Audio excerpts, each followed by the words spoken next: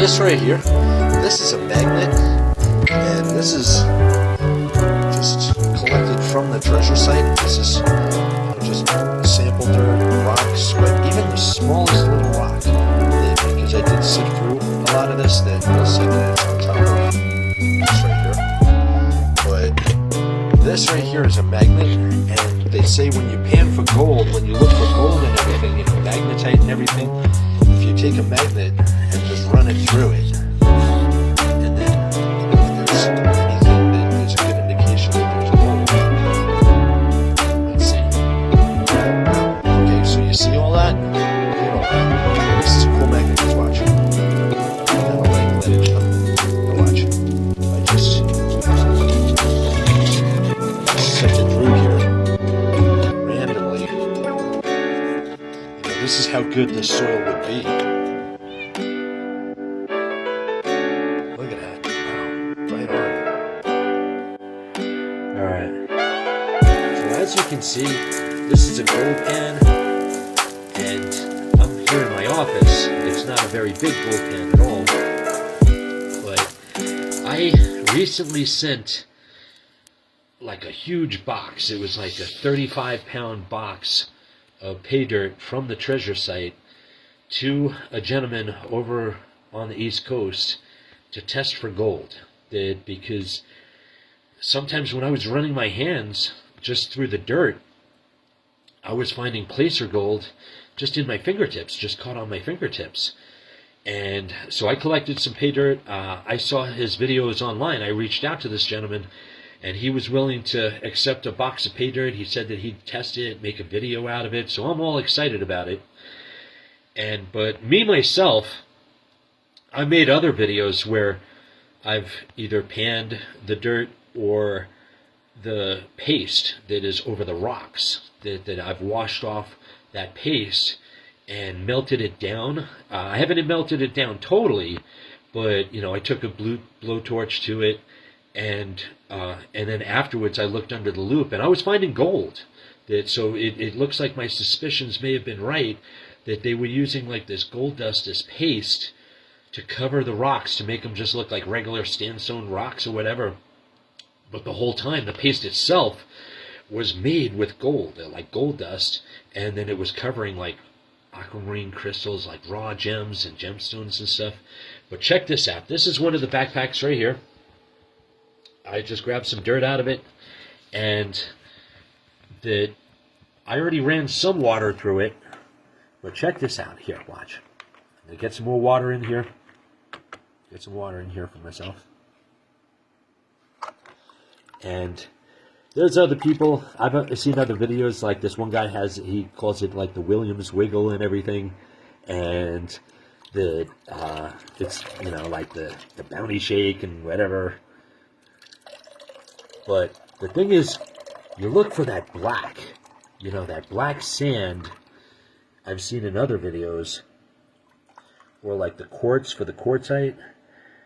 But I'm going to go through this some more, and I'm seeing some nice stuff recently when I was looking under a loupe. But again, these are microscopic particles. I really need like a good assay completed on it to really see what type of bulk or quantity is there.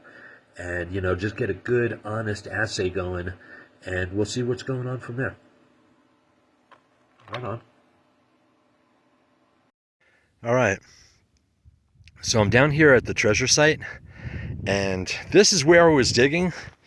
I stopped digging about 2 years ago, about a year and a half, 2 years ago, because some of the maps that I came across were saying that it's all booby-trapped, like the KGC, the Knights of the Confederate Circle, that they were saying that it was booby-trapped by Jesse James III again in the 1930s, but also in the 1860s, mid-1860s, nitroglycerin, which was invented in 1847, from my understanding, which is probably why I see the 1847 on the Peralta stones for the Lost Dutchman's Mine, because this location, it was referred to in different fables, stories. It's the same location: the Lost Dutchman's Mine, San Pedro's Mine, the Gran Corvera Mine, the the El Dorado of the Cibola is the, this is the vault of the El Dorado, supposedly, that just below my feet here,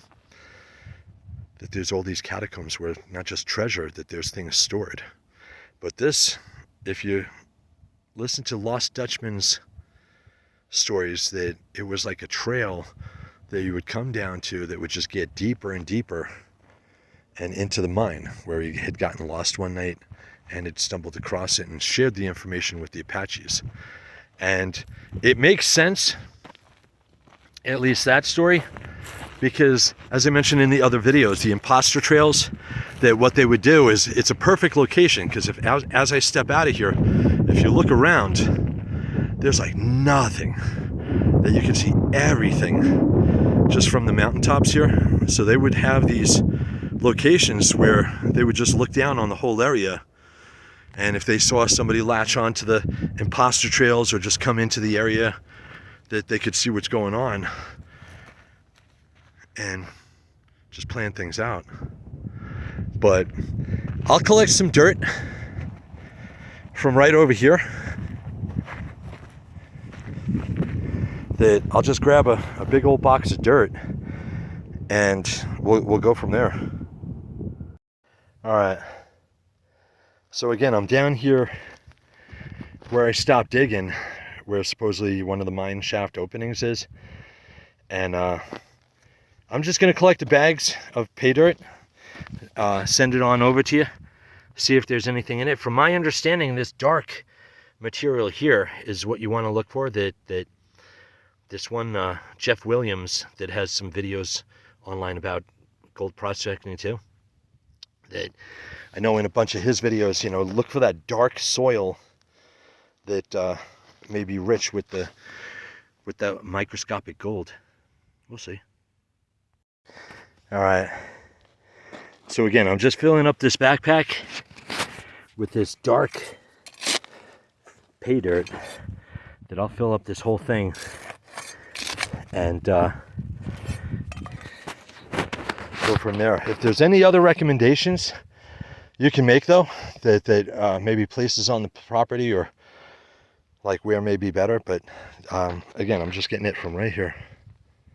Also, as I'm digging, I'm coming across rocks like this one right here. I don't know if you can see that in there, but it seems like it has like a cross or something in there. Yeah, maybe if I pan in. But you see that cross in there? That I'll leave the rocks in there. I was kind of, just getting the dirt, but as I come across the rocks, I'll just leave the rocks in there too. But this is pretty cool. It has like a cross in it, and so I'll just put it in there. All right, so I have this backpack completely filled up with pay dirt to send over, and I'll fill up another backpack just to make sure that I definitely have enough to fill the box that I'm going to send over. But yeah, it's nice dark, as you can see. It's nice dark, that dark pay dirt that I was told may have stuff in it. All right, so I have the second bag of pay dirt from that dark dirt in the backpack, and I'm going to carry it back to the car just like I did with the other one. But the reason why I'm making this video, because watch this, right? As I pick it up, oh my gosh, right here. The thing I'm going to say here, let me try this again. And I'm not a weak guy, I'm not a small guy either. Is, wow, carrying this back to the car, how heavy would regular dirt be, right? That's where I got it from, right? How heavy would regular dirt be as opposed to this pay dirt? Because this is pretty heavy, man. This is really heavy. Right on.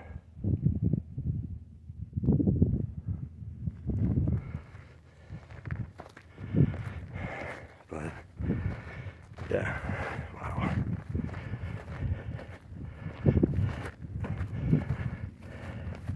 These rocks you see here, this is just landscaping that I brought because, as I mentioned, I'm building a house on here. And Alright, well, that's the Paydirt, and that is heavy.